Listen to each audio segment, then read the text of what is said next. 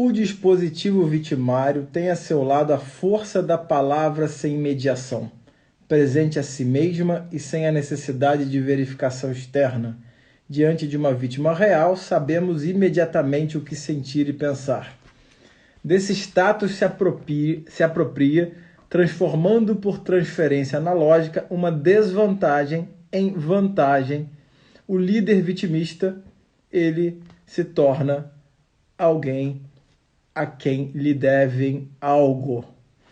Pessoal, boa noite. Espero que todos estejam me ouvindo bem. E eu ainda vou falar sobre vitimismo. Repito, é o livro do Daniele Giglioli. O dispositivo vitimário. É o tema de hoje.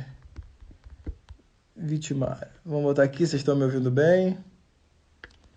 Fixando aqui os comentários. Então, para quem está aqui, esse é o segundo episódio da série sobre vitimismo, do livro, está aqui, de Daniele Giglioli, A Crítica da Vítima. Eu comecei lendo um texto que eu vou ler daqui a pouco novamente, só para poder ficar no podcast mais claro, para quem já começar o podcast já entender do que a gente está falando, e para quem entrou agora na live, enfim, eu vou falar de novo sobre isso.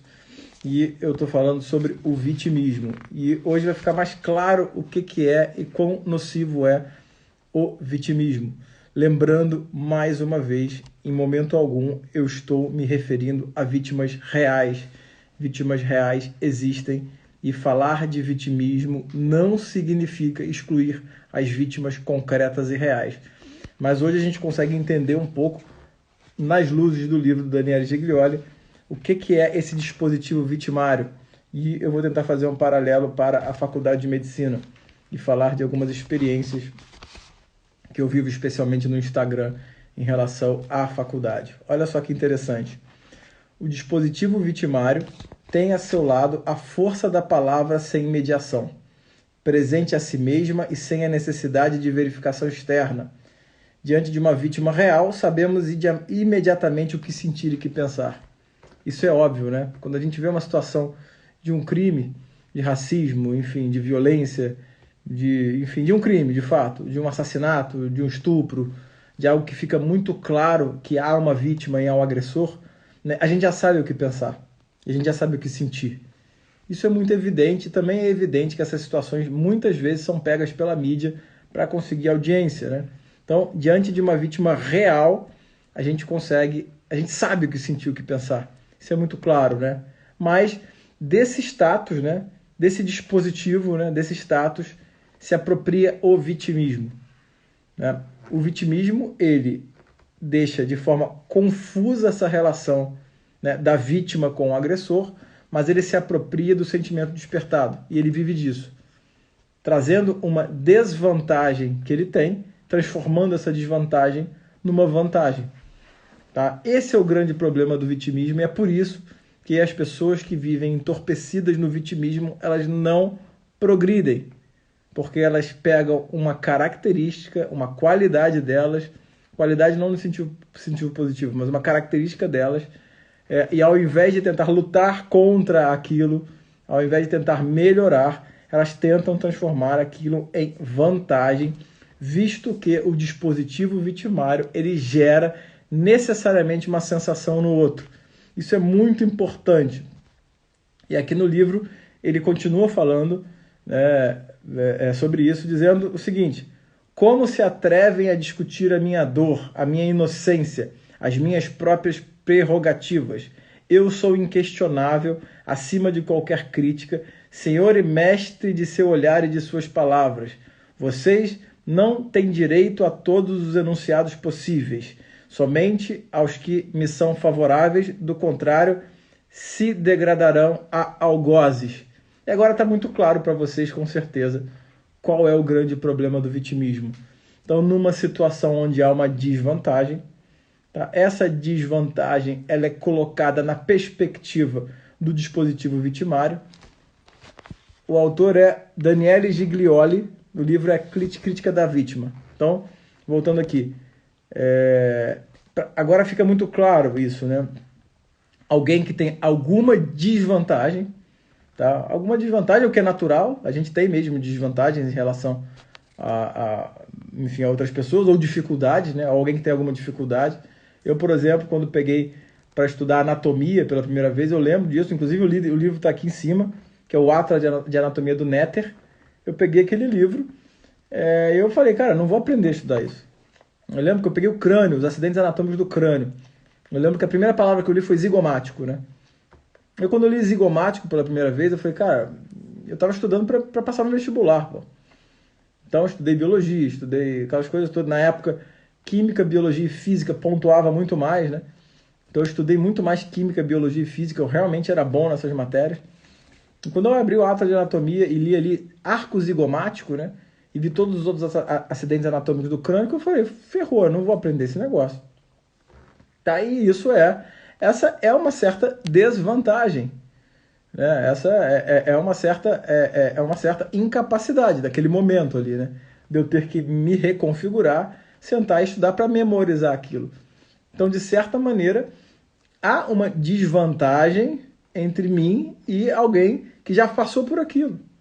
É evidente isso, né? Alguém já fez aquilo, alguém já passou, alguém já estudou, alguém já é legitimado naquela posição de professor e alguém ensina aquilo.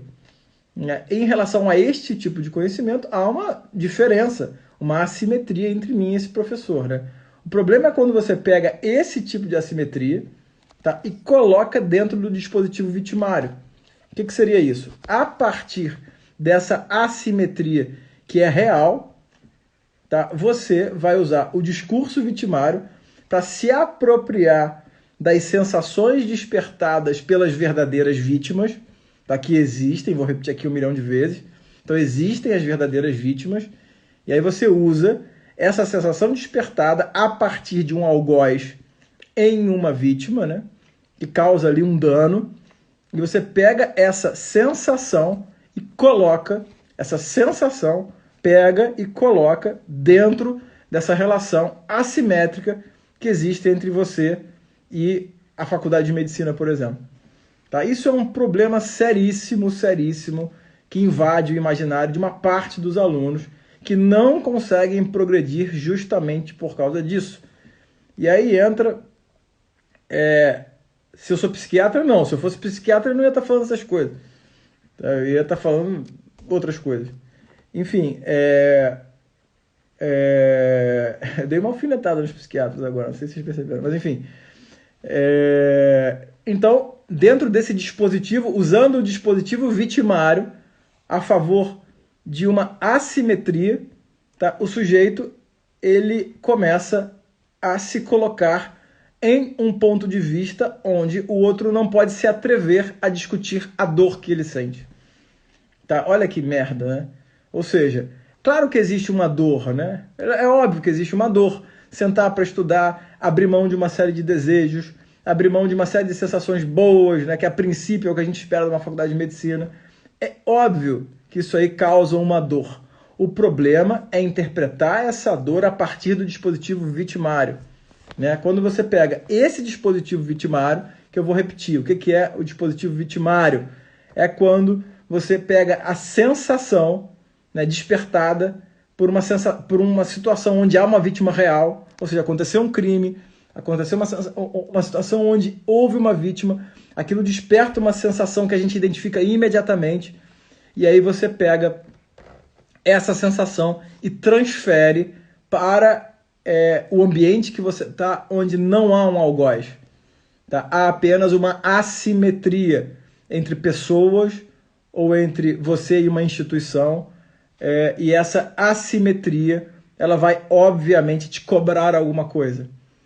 E aí você começa a ser cobrado porque há uma assimetria e você é cobrado num ambiente que você escolheu estar, mas você usa o dispositivo vitimário de forma que, se não há uma concordância semântica completa com o que você pensa, você coloca a sua dor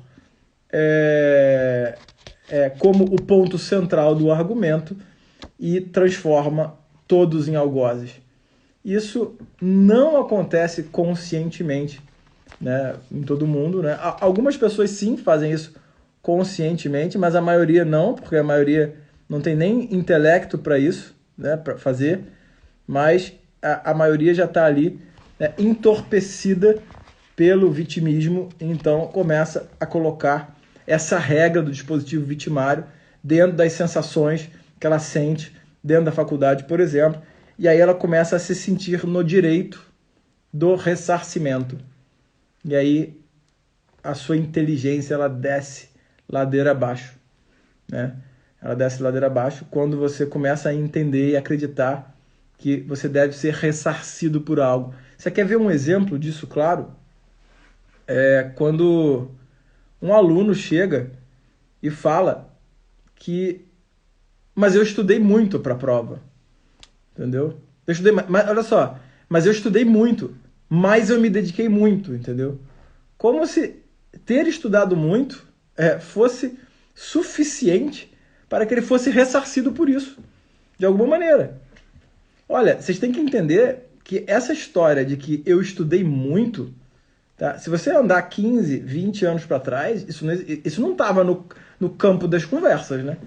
Porque é evidente que você pode estudar muito e se ferrar numa prova.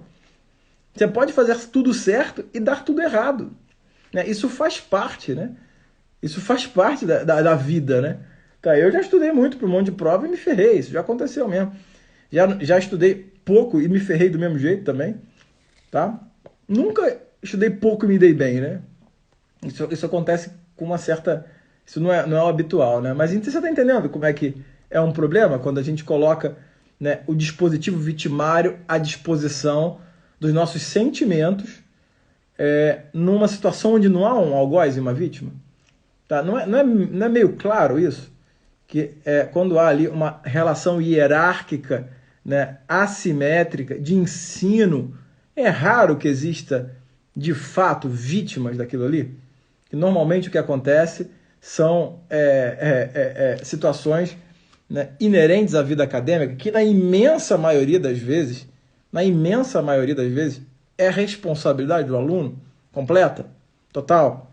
Né? É claro que, mais uma vez aqui, eu também não estou dizendo que não existem abusos e excessos, tá, no ensino, enfim, não estou dizendo isso, não estou negando e não estou generalizando. O que eu estou dizendo é que esse dispositivo ele coloca o sujeito absolutamente entorpecido, né? E fica entorpecido mesmo, porque esse sujeito ele não participa dessa situação psíquica, né, conscientemente o tempo todo. Ele se considera uma vítima mesmo, né? E aí ele começa a cobrar por isso, porque ele começa a entender que o que ele não tem lhe foi tirado ou não lhe foi dado, apesar dele merecer, né? E se você começa a achar que o que você não tem lhe foi tirado ou não lhe foi dado porque você merece, né? Essa pessoa que não te deu, ele é um algoz e você é uma vítima. E você começa a ter de você, sentir por você ou pelos outros, uma sensação que é muito ruim, né? Muito ruim.